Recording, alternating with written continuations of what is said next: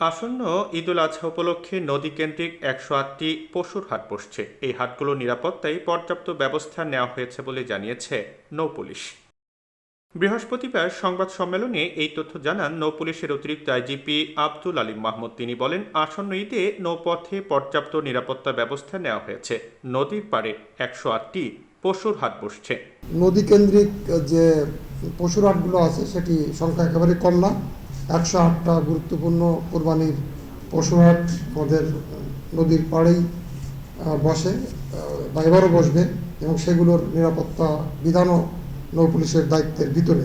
এ সময় আব্দুল আলিম মাহমুদ বলেন, জালনোট বাজারে ছড়িয়ে পড়া রোধে নদীপাড়ের ১০৮টি হাটে জালনোট মেশিন রাখা হবে। এছাড়া ছিনতাই, ডাকাতি, চাঁদাবাজি যাতে না হয় সেটিও নিশ্চিত করা হবে। নৌপথে যাতে যাত্রী হয়রানি না হয় সে লক্ষ্যে আমরা ব্যবস্থা নিব। ছিনতাইকারী, পকেটমার, মলম পার্টি এগুলো দৌরাত্ম্য বন্ধে আমরা ব্যবস্থা নিব, এবং নৌপথে যেন কোনো প্রকার ডাকাতি, ছিনতাই না হয় সে বিষয়ে আমরা নজরদারি এবং আমাদের টহল দিয়ে সেটি বন্ধ করব। আমরা আমাদের কিছু মেকানিজম আছে, আমরা সিসিটিভি মনিটরিংয়ের মাধ্যমে, সিসিটিভির মাধ্যমে আমরা এই বিষয়গুলো, আমরা ঘাটগুলোকে মনিটর করি।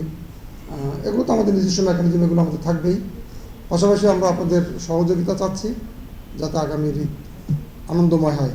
এ সময় নৌপথ ও নৌযান সংক্রান্ত সকল সরকারি বেসরকারি সংস্থা, সেবা প্রত্যাশী জনগণ এবং নৌপুলিশ সহ সকলে আন্তরিকতার সঙ্গে দায়িত্ব পালনের মাধ্যমে পবিত্র ঈদুল আজহা দুর্ঘটনামুক্ত এবং নিরাপদ হবে বলে আশাবাদ ব্যক্ত করা হয়।